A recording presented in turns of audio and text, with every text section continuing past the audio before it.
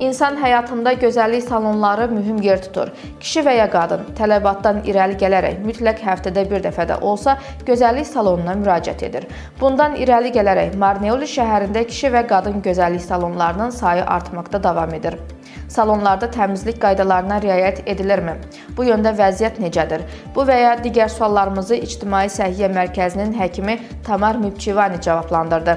Onun qeyd etdiyinə görə əvvəlki illərə nisbətən bu il vəziyyət biraz dəyişib. Ancaq buna baxmayaraq yenə də görüləcək işlər var. ჩვენ წლის განმავლობაში ავღრიცხეთ 80-ზე მეტი სილამაზის სალონი უკვე მარნეულის ქალაქში.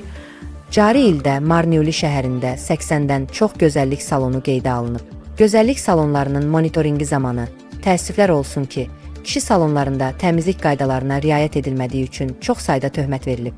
Bu hallar aşkar olunduqda, biz salon sahibkarlarına dezinfeksiya məhlullarının alınması, sterilizasiya prosesləri və digər tədbirlər barədə tövsiyələr veririk.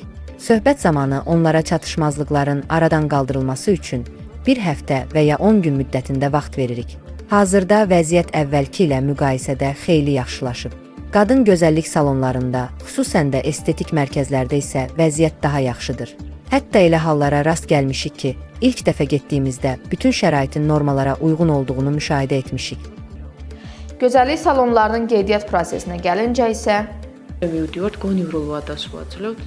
Qeydiyyat prosesinə gəlincə, əvvəllər salonların 80% ədliyyə evində qeydiyyatdan keçmədən fəaliyyət göstərirdilərsə, indi bu göstərici xeyli azalıb. Lakin Marneuli şəhərində hələ də qeydiyyatdan keçməyən salonlar mövcuddur və onların sayı təxmini olaraq 10% təşkil edir. həkim gözəllik salonlarının sahibkarlarına müraciət edərək təmizlik qaydalarına riayət etməyə çağırır. პრობლემები გვაქვს აი დეზინფექციის ჩატარების მხრივ. Fürsətdən istifadə edərək müraciət edirəm ki, salonlar təmizlik qaydalarına ciddi riayət etsinlər. Çox vacibdir. Müştərinin sağlamlığı hər şeydən önəmlidir. İstifadə olunan əşyalar dezinfeksiya olunmadıqda müxtəlif xəstəliklərə yol aça bilər və bu da vətəndaşlarda sağlamlıq problemləri yaradaraq ciddi risklərə səbəb olur.